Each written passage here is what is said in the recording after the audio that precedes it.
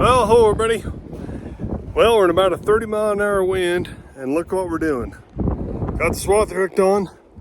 Time to start cutting hay. I'm only about a week behind, 10 days maybe. You guys seen the video doing out on the desert getting cows? That's why I'm behind. The cows and the hay cutting comes at the same time. So hopefully we'll have success on cutting hay. We're gonna just take a minute and go grease the swather, and I'll bring you guys along. Alright guys, I was gonna show you this little wobble box on this. I did a video a couple years ago when we built this, and these things are so simple. So this assembly right here, there's a bearing here and here, and it's just like a trailer axle bearing, but the shaft is bent. And then there's a bearing here and one on the bottom side. And the way that thing rolls, it makes this shaft just go back and forth. And it's really fast. It's ingenious to me how simple, and the engineers got that figured out. But there's a lot of grease fittings. So you got one here, one on the bottom, here on the bottom, these pillow block bearings, and here. So there's a ton of grease fittings right here, and grease is the key to longevity. So anyway, I'm going to set the camera down, give this guy a good greasing, and get to cutting hay. Alright, so I got a can of WD-40 here, and what I like to do is, this is the first time out in the season, been sitting all winter, I'll spray WD-40 in there on those teeth, on that knife. You know, that just rides in a groove.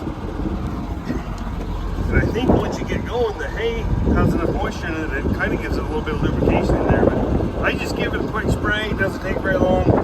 Does it help? I hope so. I don't know. I just like to do it. Alright guys, well I ain't having too good luck. I've made 2 rounds so far and already broke a knife section. So something interesting about this New Holland swather. Whoops. This guy is just a plain knife section that's, you know, most of them on the whole sickle bar. This guy is where the 2 sickle bars overlap. And I have 2 kits of those. And on my other swather, I have the kit of the ends, so they call them a 1.5. How I ended up with all of these other parts, except for the plain Jane knife sections, I don't know, I have 1 of these. My son's in town, I'm gonna call him, hopefully he can get a box for me. But in a perfect world, all I need is a 7/16 ratchet, and we can undo the 2 bolts and lift it off.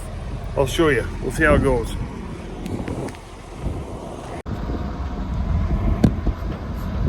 Well, I'm not in too good a shape because I have 2 of them broken right there. But hopefully I can just take those 2 nuts off and lift them off, and it'll be simple as mud. Alright guys, well those 2 were the culprits right there, and I realized I was close enough that I got my air hose. Boy, a little 3/8 drive air ratchets, changing these knife sections out is priceless. But there's the 2 culprits, there's the 2 new ones in place, so looks like we're back to work. Hey guys, hopefully you can see that's how I knew I had those knife sections wrong. It's on the right side of the tractor there. You can see that little, it's halfway cut, and you can see that little streak. So that's when I realized that I had a problem with knife section. Anyway, it seems to be cutting good now. Keep our fingers crossed. Alright guys, well, we're making a little progress. You know, I stopped there and had to change a couple knife sections. But I'll show you on the field. I call it opening the field up. And what I do is I go around the outside of the field 4 times, 4 windrows. And I have a double rake. And so if I decide to rake, I can rake those 4 into 2. So I don't know if you guys can see outside here. I'm gonna flip the camera around. Well, if you guys can see, that wind is just screaming out there. It's about 90 degrees when I started, and I don't know, 15, 20-mile-an-hour winds, whatever it is. The trouble with it is so there's the 4 windrows. If I rake those babies with the double rake, it really fluffs them up and makes this big, giant, fluffy windrow, and then the wind comes along and blows the hay away. So as much wind as I've had, I don't think I'm going to rake this. So the pros and cons of raking. So the pros and cons of raking. The beauty of the raking is that baler likes, the bigger the windrow, the better. it just eats those big heavy windrows up like crazy. Better than thin windrows. That's the pros. And you can get a day or two less drying time, so you can just get the water back on it. So the cons of it is with this silly wind. We've had so much wind this last 2 or 3 months. I don't know if I'll rake it or not. The trouble is if I rake it, and even if it's dry enough to bale, and I switch the rake to the baler, by the time I get it baled from the beginning to the end, I may have half of it blown away. So I don't know what I'm gonna do. This hot, windy weather dries this hay out so fast anyway. I think I'll be baling in maybe 3 days or so. So anyway, now we're down to the boring part, just back and forth, so we'll keep going. Alright guys, well I'm about ready to wrap it up for the night. We'll continue this video tomorrow, but I don't know if you guys can see that, but that wind, I looked at my little weather map on my app on my phone. It said for my location, the wind is blowing 30 miles an hour with 50-mile-an-hour gusts. So I'm kind of worried about these windrows getting blown around, even as wet as they are. So we're going to wrap it up for the night. Hopefully we can finish tomorrow and get her baled in a few days. So we'll continue this video tomorrow morning. Well, good morning everybody. It's the next day and it is stinking cold. If you guys remember last night, I did a quick video before I quit. The wind was blowing, according to my phone, it was 30 miles an hour steady with 50-mile-an-hour gusts. Well, it blew in some cold, holy smoke. So it's middle of June, I got the heater on right now. The high of the day today is only supposed to be like 73. I don't know, we have had some crazy weather this spring. It was unseasonably cold till about a week and a half ago, and then it was mid-90s. That video I did a few days ago out on the desert gathering cows, it was 97 that day, which it's not totally out of the ordinary for the middle of June, but it's still pretty hot. And then to have this cold, like I say, today, mid-70s, but got the swather come along, broke tons of knife sections yesterday. This field I'm in right now, a guy could probably make a gravel pit out of this field. It has just got that small gravel rock. You know, everybody wants to think, me included, that a rock the size of a softball is going to cause you all kinds of trouble. Honestly, a rock that size will go right through this machine and you wouldn't even know it. But those rocks the size of a golf ball or smaller get right in between where them knife sections cut and just raise all kinds of havoc. Yeah, like I said, I think I broke 6 knife sections yesterday and I cut about 15 acres. So I hopefully will have a little better luck today, but anyway, we'll keep going. All right, well, we're broke down again, and of course, wind's blowing 100 miles an hour still. So, very interesting little breakdown. I'll flip the camera and show you guys what I got. So here's the air conditioning compressor, and when I got off the tractor to move the wheel line, I could see this guy was just vibrating around. Hopefully, I can get it in there. But see, here's a bracket. Bolts on the back of the compressor, and there's a stud that goes through there, and I could see that stud was laying right there on the frame. So I think what I can do, I'll show you when I get it off, but I think I can get that bracket off and just weld a new stud on there. So we'll give it a try. All right guys, I got the bracket off. I think it's gonna be a pretty easy fix. It looks like there's just a bolt or a stud of something that goes through this flat plate and then weld it on the back. I think I can just take the grinder, grind that off, get that hole empty, stick a bolt in there that's the right length, weld this. This isn't a tight fit. So I'll just put some weld on the bolt on the back, and I think we'll be back in action. So may end up going to town and get the right bolt, but I think we can get her back on the field.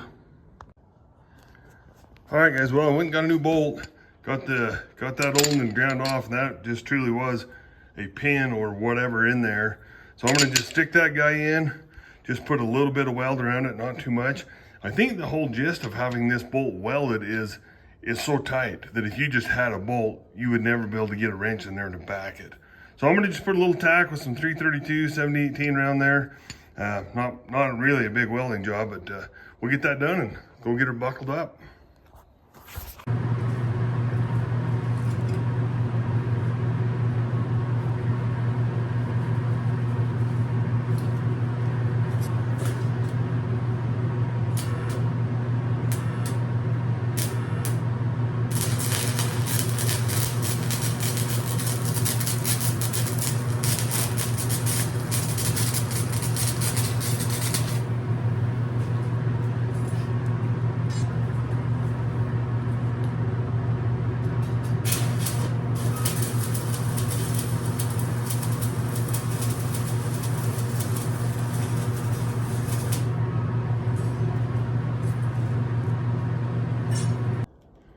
Not too fancy weld, but good enough to make it work, I think. We'll get her back together.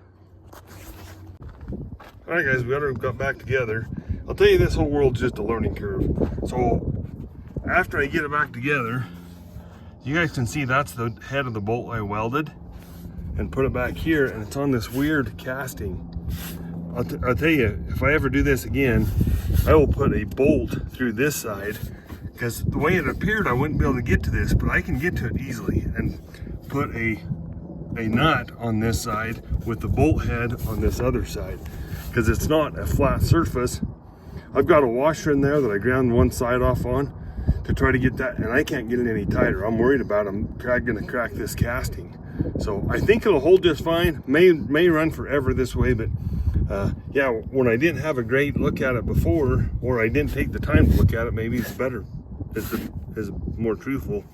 I should have just took a bolt and went through this way, but I gotta think John Deere did that for a reason. I'm not sure why. So anyway, we'll start her up and go cut some more hay. Okay, well, we're headed back to the field.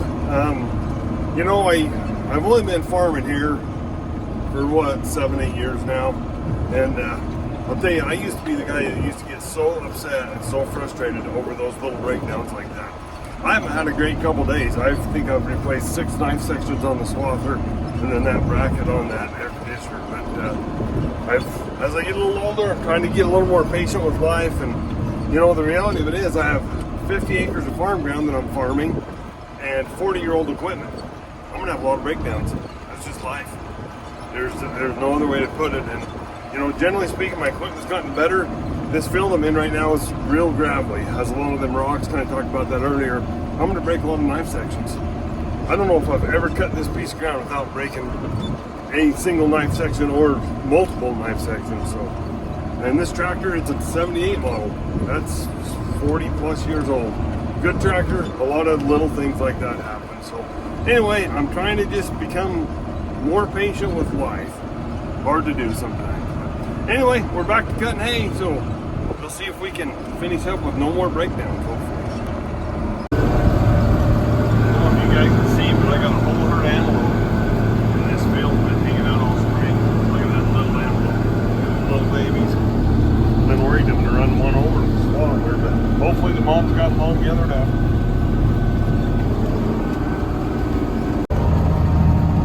Alright, well, finished up this 40-acre field and headed over to those smaller fields. We got 3 other smaller fields that go in about 10 acres total with all 3 of those fields. So I don't know if I'm going to video any of that, but it's been quite a little process. You know, looking across the field like that, there's some type of a satisfaction. I can't even really explain it. But you know, I heard someone say once that you get a satisfaction from working with land and livestock that you get no other place. And I certainly agree with that. So. Alrighty, we're going to wrap up the video today. Kind of a 2-day event here. Take you guys along with some of the repairs I ended up doing on this swather. Hopefully it'll last for another 10 acres. So anyway, thanks for watching, everybody. Please subscribe.